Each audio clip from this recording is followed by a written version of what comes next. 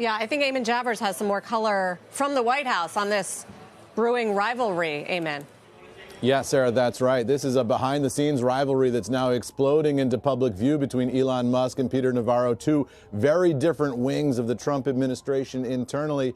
I do now have a reaction to all this from Caroline Leavitt, the White House press secretary. I just spoke to her a couple of moments ago. Her reaction to the statement from Elon Musk calling Peter Navarro truly a moron and dumber than a sack of bricks is, whatever. We are the most transparent administration in history, expressing our disagreements in public. So clearly, the attitude from the president and from the White House more broadly is, sort of a boys will be boys attitude here that you get from that particular statement from Caroline Leavitt, that these two people disagree. They're disagreeing in public, and the president is getting a range of views in terms of all the inputs as he considers where to go with this trade war, guys.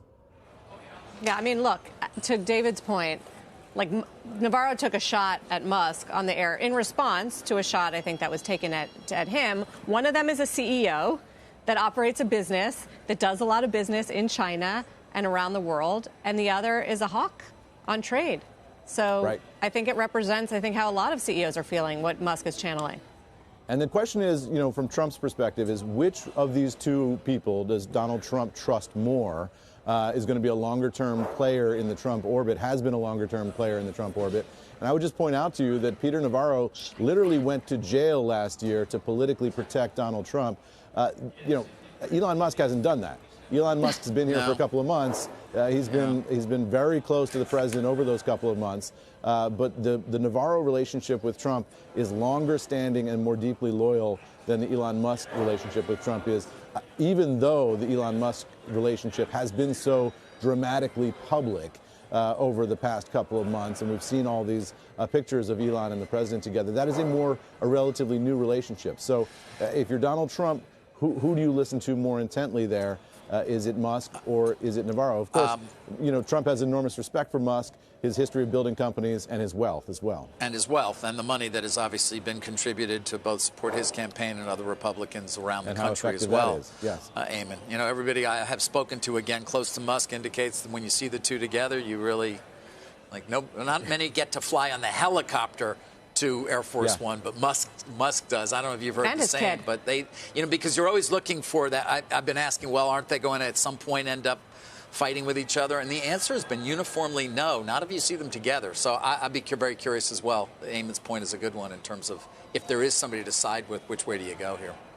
But it all is happening, of course, Eamon, at the same time, as we've been saying, where it seems as if the Navarro hardline camp is maybe in a little bit of retreat or sideline for the moment. And, yesterday he had an op-ed says no negotiations, and by the end of the day, all we're talking about is negotiations.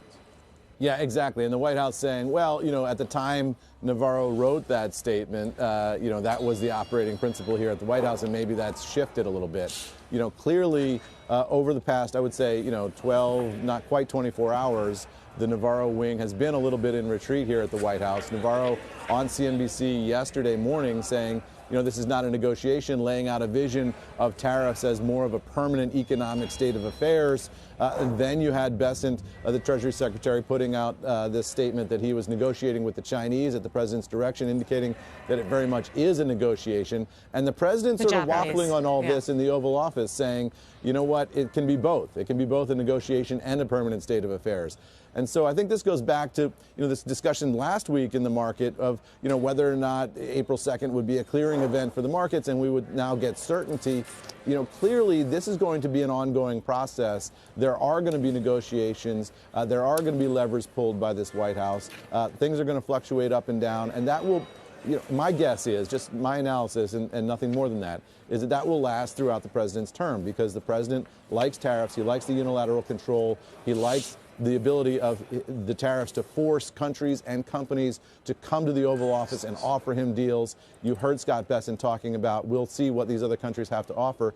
The president sees that as him being in the driver's seat economically and then being able to carve out a deal in each case that's best for American workers. And they're very much focused here on workers, not on markets. Well, they are being transparent, even when they're fighting, to Leavitt's point. That's happening. Yep. More palace intrigue, I guess. Thank you, Eamon. Eamon Javers. You bet.